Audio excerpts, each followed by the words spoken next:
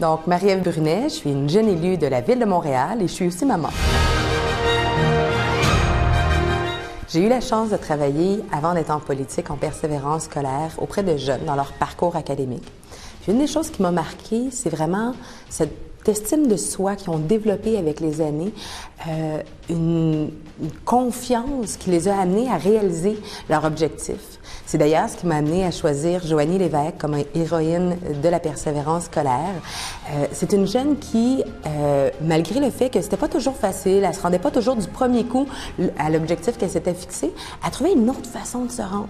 Donc peut-être pas toujours le chemin direct, mais un autre chemin qui lui permettait d'atteindre cet objectif-là. Puis ça, pour moi, c'est quelque chose qui m'a même à moi-même appris beaucoup de choses.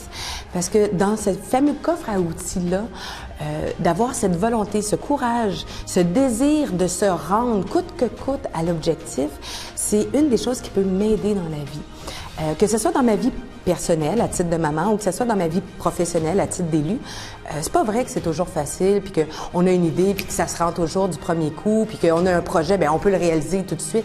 Non, souvent, il faut trouver l'autre chemin pour se rendre. Bien, c'est ce que Joanie m'a appris, puis dans mon coffre à outils à moi, bien, c'est un gros plus.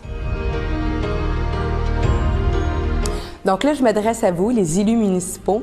Si ça prend toute une communauté pour assurer la persévérance scolaire, bien, on a un rôle à jouer. Je vous invite aujourd'hui à partir des chaînes de héros de la persévérance scolaire. Dans le fond, vous devez identifier des gens qui vous inspirent, que ce soit un voisin, que ce soit un professeur, que ce soit un jeune, bien évidemment. Ça peut être aussi un autre élu ou quelqu'un qui travaille à la bibliothèque. Donc, vous avez qu'à identifier cette personne-là sur les réseaux sociaux. On ajoute le mot-clé JPS 2016 et on assure que cette personne-là va aussi nommer un super-héros de la persévérance scolaire par la suite.